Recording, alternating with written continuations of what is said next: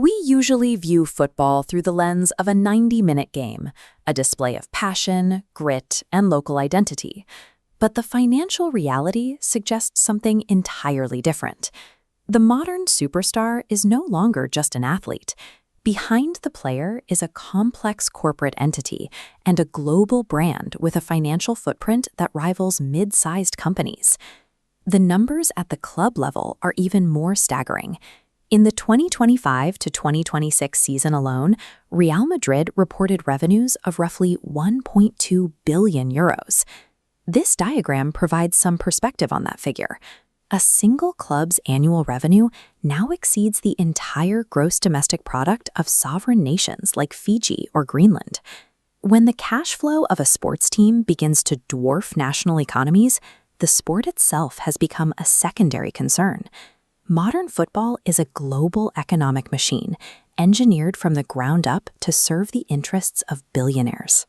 Elite clubs built a highly stable corporate structure designed to generate wealth regardless of the scoreline. This business model rests on three distinct pillars. The first is broadcasting rights.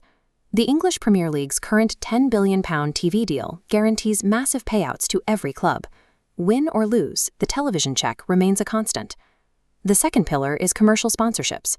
Brands paid billions for jersey logos, video game licensing rights, and direct access to the behavioral data of hundreds of millions of social media followers. The third is matchday revenue. These stadiums are now year-round entertainment hubs, containing luxury hotels and megastores that extract profit long after the final whistle has blown.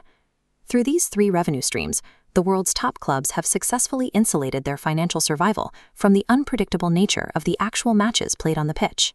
While clubs earn billions, they still sit below the sport's ultimate regulatory bodies, the apex predators of the football economy. FIFA and UEFA operate with a uniquely efficient business model. They carry no physical assets, own no teams, and pay no player salaries. FIFA generates 90% of its revenue from the World Cup brand. By monopolizing global broadcast rights and multinational sponsorships, they capture the profit while the participating nations take on the infrastructure costs. UEFA uses the Champions League to similar effect. They pool broadcast money and distribute it to participating teams, creating a system where smaller clubs face immediate financial collapse if they fail to qualify for a single season. These organizations act as global franchise licensors. They extract maximum profit from the top of the pyramid while forcing the clubs below to absorb all the financial and operational risk. Away from the public spotlight, clubs engage in aggressive corporate tax shielding to protect their margins from Europe's 50%. Attracted by the predictability of broadcast revenue and these tax loopholes, Wall Street has pumped over 10 billion euros into the sport in just 10 years. This influx of capital created the multi-club ownership model. The City Football Group uses its 13 clubs as a global supply chain, identifying affordable South American talent, refining them in smaller clubs, and eventually moving them to the flagship team for massive profit. While a fan sees their team as a source of emotional investment, to the parent company, that team is simply a single asset node within a larger corporate portfolio. Today, football is a high-yield asset class.